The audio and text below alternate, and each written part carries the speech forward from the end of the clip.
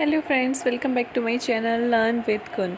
So friends, strategic management के बारे में आज हम पढ़ेंगे। ये सब्जेक्ट एमकॉम में आता है, एमकॉम ऑनर्स में आता है, एमबीए में भी आता है। सो आज इसका इंट्रोडक्टरी लेक्चर है। इसके बाद हम काफ़ी सारे टॉपिक इसमें पढ़ेंगे। अगर आपको इस सब्जेक्ट के अंदर किसी भी टॉपिक की नीड हो तो आप कमेंट करके ज़रूर बताइए। इसके अंदर आज हम पढ़ेंगे मीनिंग के बारे में, इसके बेनिफिट्स के बारे में, इसके फंक्शंस के बारे में एंड इसकी लिमिटेशंस के बारे में। ठीक है फ्रेंड्स, चलिए बिना देर की वीडियो स्टार्ट करते हैं। सो देखिए, सबसे पहले स्ट्रैटेजिक मैनेजमेंट जो है, स्ट्रैटेजिक मैनेजमेंट ये दो वर्ड के कम्बिनेशन से बना है। पहला वर्ड है strategic and the second word is management, right. तो इन दोनों का मतलब क्या होता है? तो सबसे पहले वर्ड है आपका स्ट्रेटेजी। स्ट्रेटेजी का मतलब क्या है? जो स्ट्रेटेजी वर्ड है ये ग्रीक वर्ड से लिया गया है, जिसका ग्रीक वर्ड कौन सा? स्ट्रैटेजोस से लिया गया है, जिसका मीन्स क्या होता है? Generalship. That is the art of general. ठीक है, जो कि एक जनरल की आर्ट है। यानी कि पहले स्ट्रेटेजी वर्ड जो सबसे पहले यूज़ किया गया था, ये आपके आर्मीज़ में यूज़ किया गया था कि जो स्ट्रैटेजी बनाने के लिए जो जनरल यूज़ करते थे वो एक स्ट्रैटेजी बनाते थे। ग्रीक में ग्रीक वर्ड है ये स्ट्रैटेजोर्स। ठीक है, स्ट्रैटेजी का मतलब यही होता है, यहीं से स्ट्रैटेजी वर्ड जो है वो डिराइव किया गया है। इस वर्ड का मीनिंग देखिए क्या होता है। स्ट्रैटेजी का मीनिंग जनरल लैंग्वेज हमें पता है, but still strategy is long term course of action through which an organisation related it self with the environment so as to achieve objective. एक long term course of action है। Strategy किसके लिए बनाई जाती है? किसी गोल को अचीव करने के लिए बनाई जाती है। ठीक है, और मेन लॉन्ग टर्म के लिए बनाई जाती है, स्ट्रैटेजी को अचीव करने के लिए बनाई जाती है, और जो आपका एनवायरनमेंट होता है किसी भी ऑर्गेनाइजेशन का, उससे रिलेट करते हुए बनाई जाती है। ठीक है, जब भी आपको खुद के भी जैसे ऑब्जेक्टिव होते हैं, पर्सनल ऑब्जेक्टिव भी होते हैं, उसको अचीव करने के लिए हम प्लानिंग करते हैं तो स्ट्रैटेजी बनाते हैं। सो वही मतलब होता है आपका स्ट्रैटेजी का। अब मैनेजमेंट का मतलब क्या हुआ? Management simply means to manage something. It is an process, right. तो मैनेजमेंट एक तरीके की प्रोसेस है। जब हम किसी भी चीज़ को मैनेज करते हैं तो उसे हम मैनेजमेंट कहते हैं। तो अब बात आती है कि फिर स्ट्रैटेजिक मैनेजमेंट का मतलब क्या हुआ? हमने स्ट्रैटेजी का मीनिंग पढ़ा, मैनेजमेंट का पढ़ा, मीनिंग पढ़ते हैं स्ट्रैटेजिक मैनेजमेंट का। तो क्या मीनिंग है देखिए, it is a set of management decision and actions that determines the long term performance of A corporate. Simple सा मतलब है स्ट्रेटेजिक मैनेजमेंट का कि इसके अंदर डिसीजंस आते हैं, एक्शंस आते हैं जो कंपनी की मैनेजमेंट लेती है। ओके, लॉन्ग टर्म के लिए लेती है, अपनी परफॉर्मेंस को इंक्रीज़ करने के लिए लेती है। आगे देखिए, आपको अच्छे से क्लियर होगा इसके अंदर क्या आता है। स्ट्रेटेजिक मैनेजमेंट के अंदर क्या किया जाता है? इसका सिंपल सा एक मीनिंग है कि स्ट्रेटेजिक मैनेजमेंट में आपके एनवायरनमेंट को स्क्रीनिंग किया जाता है कि आपकी ऑर्गेनाइजेशन का जो एनवायरनमेंट है वो कैसा है। अब एनवायरनमेंट आप इंटरनल भी देखिए चेक करेंगे और आउटसाइड वाला भी चेक करेंगे। उसके बाद देन आप स्ट्रेटेजिक इवैल्यूएशन करेंगे एंड उसके बाद आप जो स्ट्रेटेजी बनाएंगे उसे इम्प्लीमेंट करेंगे एंड टाइम टू टाइम उसे इवैल्यूएशन करेंगे। ये मीनिंग होता है स्ट्रेटेजिक मैनेजमेंट का कि इनसाइड एंड आउटसाइड एनवायरनमेंट को चेक करना ऑर्गेनाइजेशन के, उसके अकॉर्डिंग पॉलिसीज़ बनाना, उन्हें इम्प्लीमेंट करना and then time to time उन्हें इवैल्यूएट करना। ठीक है, ताकि हम इससे ऑर्गेनाइजेशन के ऑब्जेक्टिव्स को अचीव कर सकें। नेक्स्ट देखिए, स्ट्रैटेजिक मैनेजमेंट में 3 things are the most important. सबसे पहला हमने बताया था ना, प्लानिंग करी जाती है, देन उस प्लानिंग को एग्जीक्यूट किया जाता है, देन उसके बाद monitoring, development and programmes time to time monitor किया जाता है, इवैल्यूएट भी किया जाता है। ओके, नेक्स्ट देखिए, स्ट्रैटेजिक मैनेजमेंट और ये मीनिंग है जिससे आपको काफ़ी क्लियर हो जाएगा। Strategic management is use to denote a branch of management. ये मैनेजमेंट की एक ब्रांच है which is concern with development of strategic vision, जिसके अंदर विजन बनाया जाता है, ऑब्जेक्टिव बनाए जाते हैं और स्ट्रेटजीज़ को फॉर्मुलेट किया जाता है, उसे इम्प्लीमेंट भी किया जाता है और करेक्टिव एक्शन भी लिया जाता है अपने ऑर्गेनाइजेशन के गोल को अचीव करने के लिए। तो यानी कि स्ट्रेटेजिक मैनेजमेंट का आपका सिंपल सा मीनिंग हो गया कि एक मैनेजमेंट की एक ब्रांच है, लॉन्ग टर्म के इसमें एक्शंस लिए जाते हैं, स्ट्रेटेजी बनाई जाती है एनवायरनमेंट को एनालिसिस करने के बाद, और डिसीजंस जो होते हैं उन्हें इम्प्लीमेंट किया जाता है, टाइम टू टाइम इवैल्यूएट भी किया जाता है। ऑलराइट, अब देखिए आगे, कि इससे इसके बेनिफिट्स क्या होते हैं, स्ट्रेटेजिक मैनेजमेंट के क्या बेनिफिट्स हैं, क्या इंपॉर्टेंस है। चलिए फ्रेंड्स देखते हैं हम इसके बारे में। सबसे पहला है set strategic direction to the firm.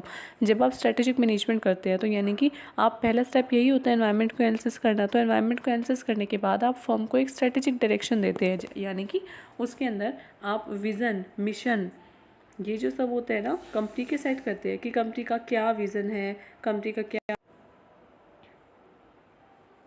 Vision, mission and goal, vision mission goal को बताते हैं।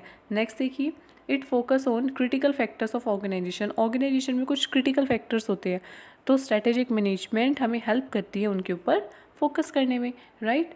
नेक्स्ट देखिए, अंडरस्टैंडिंग द चेंजिंग एनवायरनमेंट। अगर एनवायरनमेंट में कोई चेंज हो रहा है तो उसे अंडरस्टैंड करने में हेल्प करती है। जैसे कि आपने देखा होगा ऑर्गेनाइजेशन जो है वो स्वॉट एनालिसिस करती है, वो भी इसी के अंदर इंक्लूड होता है स्ट्रेटेजिक मैनेजमेंट में। तो स्वॉट एनालिसिस करके हम पता लगा सकते हैं कि एनवायरनमेंट में जो चेंज हो रहा है उसकी वजह से ऑर्गेनाइजेशन की वीकनेस एंड स्ट्रेंथ में क्या चेंज आ रहा है। नेक्स्ट देखिए, कॉम्पिटिटिव एडवांटेज मिल जाती है, जैसे कि कंपनी एबल हो जाती है कॉम्पिटिटिव एडवांटेज लेने में इससे, ठीक है। नेक्स्ट देखिए, ensure long term survival of the market. अब देखो आप पॉलिसीज़ बना रहे हो एनवायरनमेंट को स्कैन करने के बाद, तो अपने प्रॉफिट को अचीव करने के लिए, अपने ऑब्जेक्टिव को अचीव करने के लिए बना रहे हो, जिससे कि आपका प्रॉफिट भी काफ़ी अच्छा होगा, तो इससे आप मार्केट में लॉन्ग टाइम तक रह सकते हैं, ठीक है। ये इसके इतने सारे बेनिफिट्स होते हैं।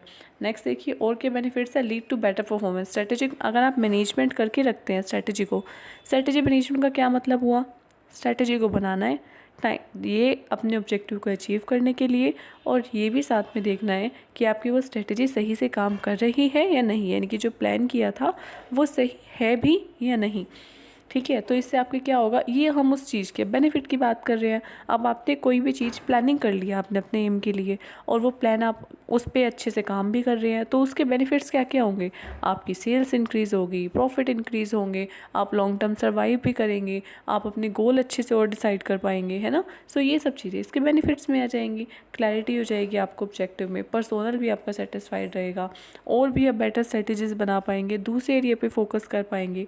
So this all the benefits of strategic management. Next देखिए, फंक्शंस चेंज होते हैं, यानी कि बेनिफिट्स का मतलब तो हो गया, उसकी इंपॉर्टेंस कह सकते हो आप कि अगर आपने स्ट्रेटजी बनाई है और वो अच्छे से इम्प्लीमेंट आपने करी है, आप उसे इवैल्यूएट भी कर रहे हैं, तो उसका फ़ायदा क्या होगा।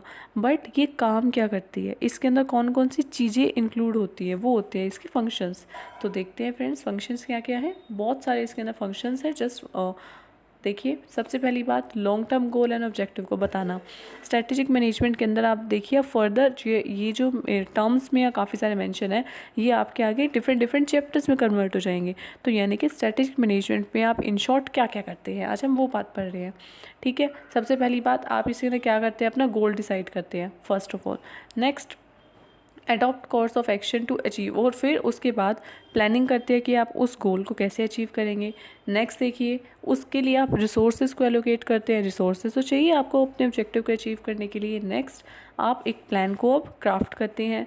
नेक्स्ट, फ्यूचर ओरिएंटेड के लिए प्लान बनाते हैं आप। नेक्स्ट, रिलेट्स फॉर्मुलेशन, कंपनी के मिशन को आप फॉर्मुलेट करते हैं, vision, mission, goal, objective, this all the things are different from one another. So इसमें आप कंपनी के मिशन को भी फॉर्मुलेट करते हैं। नेक्स्ट देखिए, कंपनी डेवलप करते हैं कंपनी की फ्यूचर की डिज़ायर्ड, कंपनी अपने आप को 10 ईयर बाद या 20 ईयर्स बाद कंपनी की क्या पोजीशन होगी, तो आप वो पोजीशन ऑलरेडी बताते हैं अपने विजन में, एंड उसको अचीव करने के लिए प्लान बनाते हैं। Next, concern with efficiency, efficiency को आप नोटिस करते हैं, आइडेंटिफाई करते हैं कि स्ट्रेंथ एंड वीकनेस क्या होगी कंपनी की। And the most important is recognised which action of competitor needs attention, कि आपके कॉम्पिटिटर क्या कर रहे हैं और कॉम्पिटिटर क्या कुछ ऐसा काम कर रहे हैं जिसको तुरंत आपके एक्शन की ज़रूरत है, ठीक है। Creates a fit balance between the company and external environment. External environment काफ़ी सारे चेंजेस होती है, तो कंपनी और बाहर के एनवायरनमेंट के बीच में equilibrium banana. The next, provide a framework for thinking about the business, एक फ्रेमवर्क बनाना। सो ठीक है, ये सारे होते हैं functions of strategic management. So friends, ये हमारा जस्ट एक इंट्रोडक्टरी लेक्चर है इसके बारे में, एंड इसके बाद जो अगर आपको इस सब्जेक्ट में कोई भी टॉपिक चाहिए हो तो आप कमेंट करके ज़रूर बताना। नेक्स्ट, इसकी लिमिटेशंस आज हम और पढ़ेंगे। लिमिटेशंस क्या होती है स्ट्रेटेजिक मैनेजमेंट की, कुछ ना कुछ इसकी लिमिटेशंस भी हैं। सो वो क्या है, सबसे पहली बात कि ये काफ़ी कॉम्प्लेक्स प्रोसेस है, यानी कि स्ट्रेटजी को बनाना, अपने विज़न मिशन को पहले डिसाइड करना, फिर उसके लिए प्लानिंग करना, then time to time check करना, ये एक बहुत बड़ी प्रोसेस है। इसलिए ये टाइम कंज्यूमिंग भी है, इसलिए ये कॉम्प्लेक्स भी है, और इसके अंदर आपको स्टाफ की भी ज़रूरत पड़ती है, कॉम्पिटेंसी की, नॉलेज की ज़रूरत पड़ती है, तो आपको एक्सपर्ट हायर करने पड़ते हैं, इसलिए ये कॉस्टली प्रोसेस भी हो जाती है, ठीक है।